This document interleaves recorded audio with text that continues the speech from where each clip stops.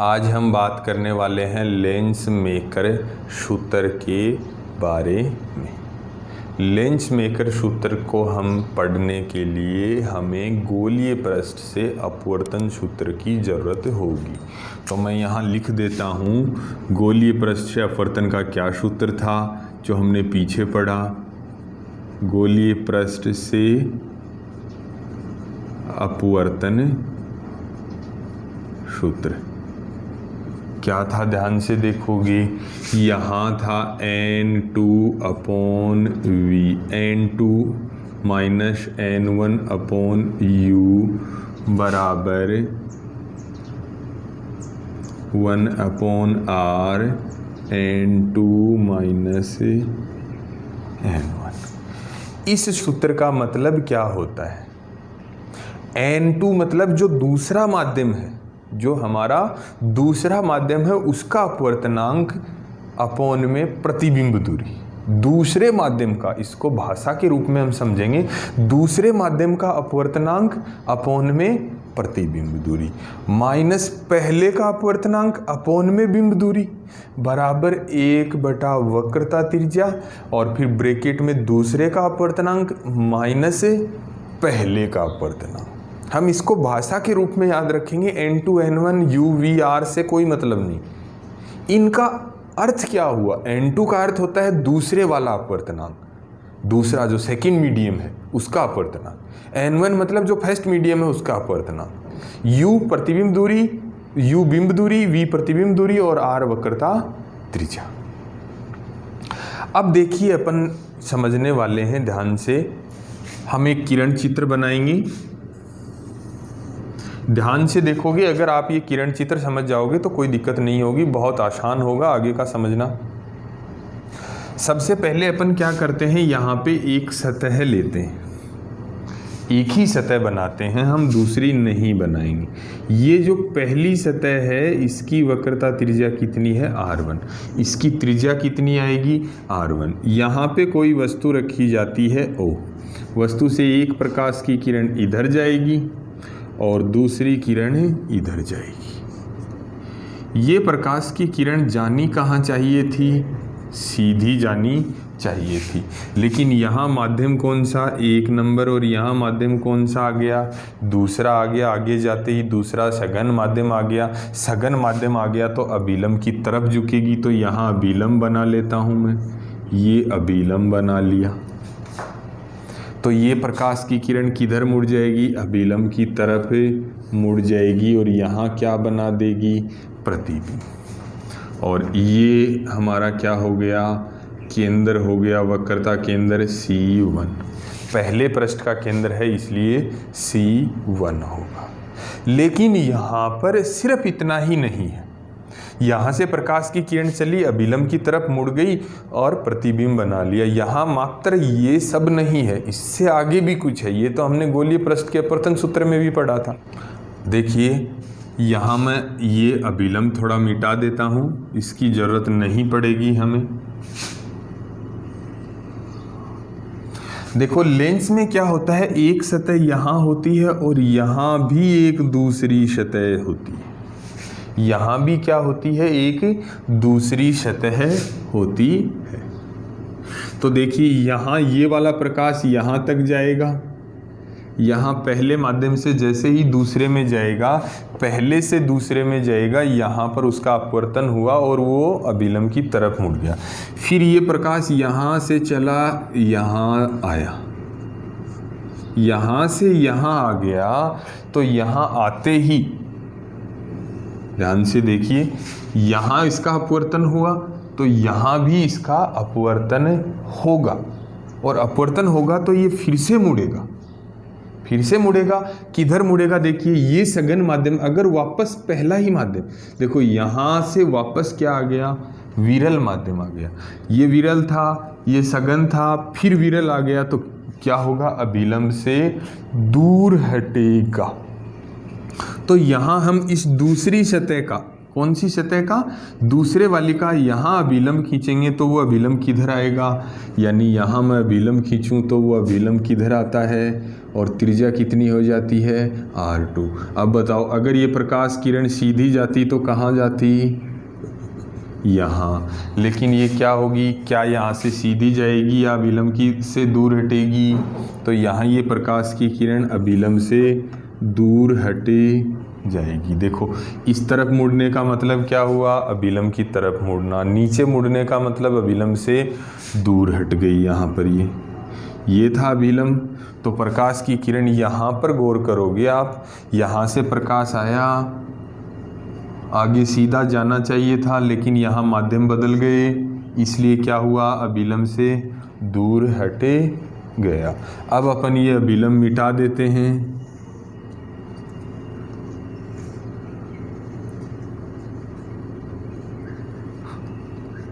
अब अपनी ओवरऑल जो फाइनल इमेज है वो कहाँ बनी, यहाँ बनी गई आई पर, तो ये इसको आई डैश दे दिया जाएगा। अब अपन बात करने वाले हैं यहाँ पहली सतह की। किसकी बात करने वाले हैं, प्रथम सतह की। सिर्फ प्रथम सतह की ही बात करोगे, दूसरी सतह से हमें कोई लेना देना नहीं। बोलो अगर एक ही सतह होती, अगर एक ही सतह होती तो ये वाली दूरी बिंब दूरी कहलाती कि नहीं, क्योंकि वस्तु कहाँ रखी थी, O पर, और पहली सतह होती ये दूसरे वाली नहीं होती। मान लीजिए एक बार इसको हटा दीजिए, दूसरी नहीं होती तो यहाँ से प्रकाश जाता, इधर मुड़ता और यहाँ क्या बना लेता, प्रतिबिंब बना लेता। अगर एक ही सतह होती तो बताओ बिंब दूरी कितनी हुई, बिंब दूरी कितनी हुई, u हुई।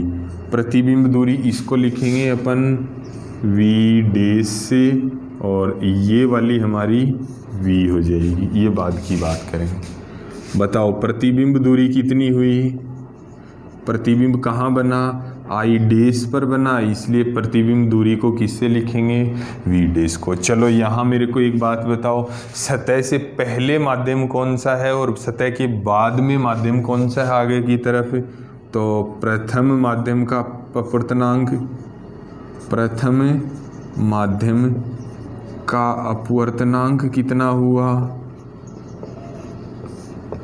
कितना हुआ, n1। और जो अपवर्तन के बाद वाला माध्यम है, अपवर्तन के बाद वाला माध्यम है, द्वितीय माध्यम का अपवर्तनांक क्या हुआ,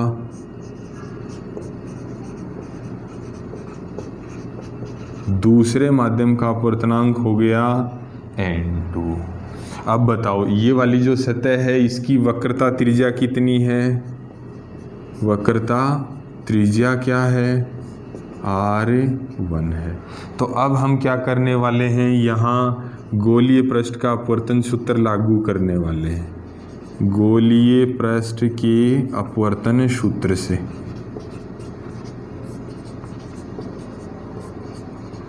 ध्यान से देखिए, अपवर्तन सूत्र लागू करेंगे तो सबसे पहले क्या लिखना पड़ता है, दूसरे माध्यम का अपवर्तनांक अपॉन में प्रतिबिंब दूरी।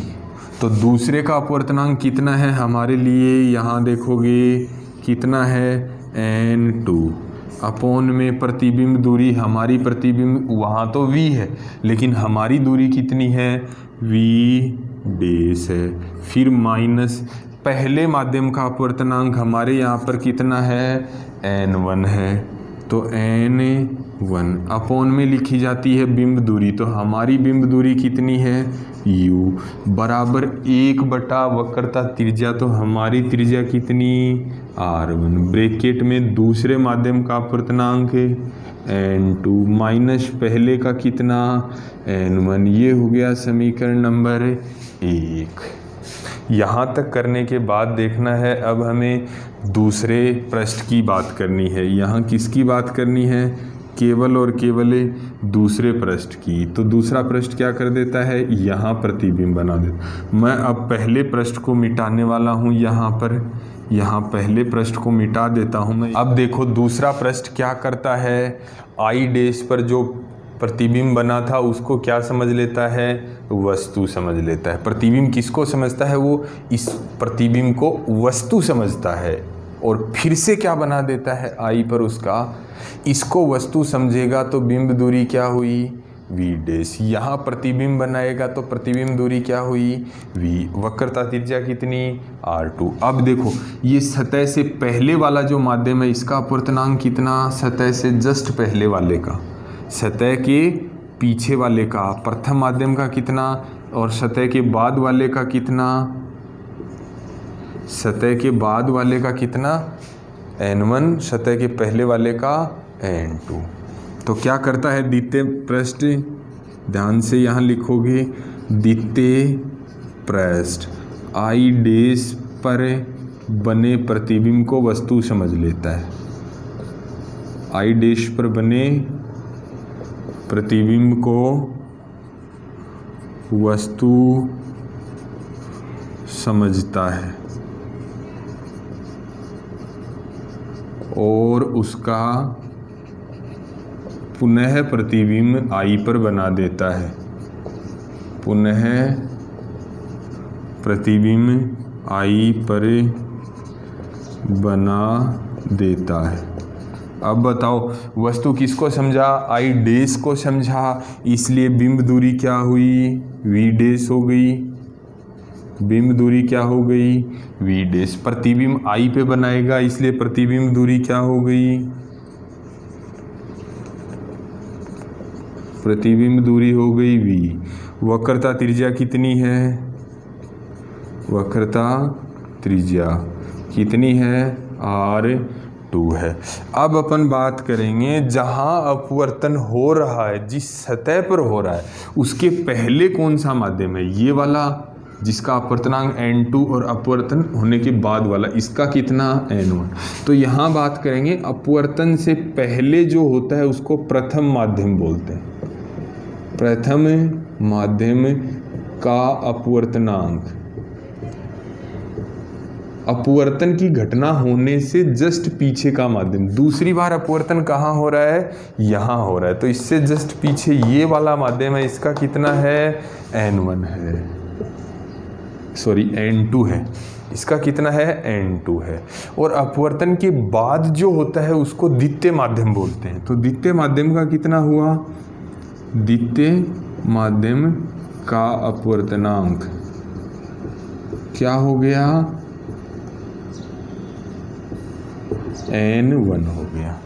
अब गोलीय पृष्ठ का क्या लगा देंगे, अपवर्तन सूत्र, गोलीय पृष्ठ के अपवर्तन सूत्र से।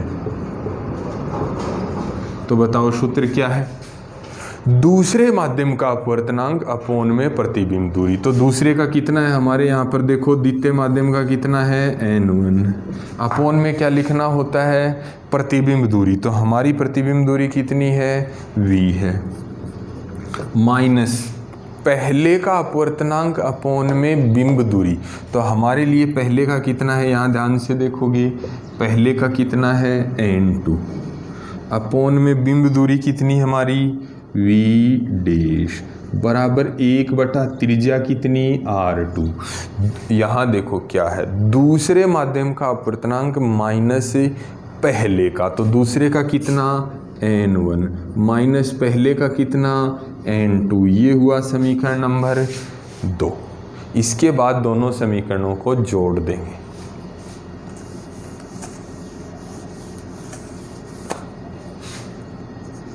समीकरण 1 व 2 को जोड़ने पर जोड़ेंगे तो पहले ये वाली साइड जोड़ेंगे, देखो क्या लिखेंगे n2 upon v dash minus n1 upon u, ये यूं का यूं लिख दिया, ब्रैकेट लगा दिया, प्लस का निशान ये लिख दो। अभी दोनों की लेफ्ट साइड जोड़ दें तो ये हो गया n1 upon v minus n2 upon v dash बराबर दोनों की राइट साइड जोड़ें तो राइट साइड ये होगी। तो पहले की राइट साइड क्या होगी 1 upon r1 n2 minus n1, दूसरे की राइट साइड प्लस का निशान लगा के n1 माइनस n2, ये हुई। यहाँ देखिए ये और ये दोनों ध्यान से देखो n2 अपॉन v डैश ये भी n2/v', तो ये कट जाएंगे। बचेगा कौन, -n1/u प्लस n1/v बराबर, यहाँ ध्यान से देखिए ये क्या है, कॉमन आ रहा है क्या, n2 माइनस n1, ये 1 माइनस 2, तो यहाँ से क्या करेंगे, माइनस कॉमन ले लेंगे। तो क्या हो जाएगा, पहला तो यूं का यूं लिख दूं, यहाँ क्या करने वाला हूँ मैं, यहाँ माइनस बाहर निकाल लेता हूँ, तो ये हो जाएगा -1/r2। माइनस बाहर निकालने से ये क्या हो गया, n2 माइनस n1। अब देखो इसको पहले लिख दूँ, n1/v माइनस n1/u बराबर, इसमें से कुछ कॉमन आ रहा है, देखो ये आ रहा है n2 माइनस n1, बचा कितना, यहाँ क्या बचेगा, 1/r1, यहाँ -1/r2 बचेगा। अब क्या करने वाले हैं, यहाँ से कुछ कॉमन आ रहा है क्या, देखो n1 कॉमन आया, तो 1/v minus 1/u, n2 minus n1, यहाँ 1/r1 माइनस 1/r2। अब उसके बाद देखिए ये n1 उधर जाएगा तो किस में जाएगा, भाग में, तो यहाँ क्या बचेगा, और ये भाग में जाएगा तो ऐसे हो जाएगा n2 माइनस n1, और भाग में कौन चला गया, ये n1 वहाँ भाग में चला गया, 1/r1 माइनस 1/r2, ये का ऐसे का ऐसा लिख दिया।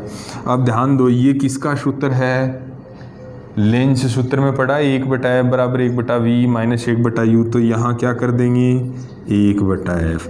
यहाँ देखो अलग अलग भाग देंगे तो ये क्या बनेगा, n2/n1, इसमें अलग से भाग देंगे तो ये क्या हो जाएगा, 1/r1 माइनस 1/r2, ये 1/f लिख दिया। ये देखो n2/n1 क्या बन जाएगा, n21 और -1, इसको यूं का यूं लिख देते हैं। तो ये हुआ अपना लेंस मेकर सूत्र, ये हुआ अपना लेंस मेकर सूत्र। क्या किया हमने, पहले वाले पृष्ठ के ऊपर अपवर्तन सूत्र लगाया, फिर दूसरे पृष्ठ पर अपवर्तन सूत्र लगाया और दोनों को जोड़ दिया, जो कट रहा है उसको काट दिया, जो कॉमन आया उसको कॉमन ले लिया। यहाँ आ नहीं रहा था इसलिए माइनस इधर निकाल के कॉमन बना लिया, फिर कॉमन ले लिया। तो ऐसे करके हम ये सॉल्व करे लेते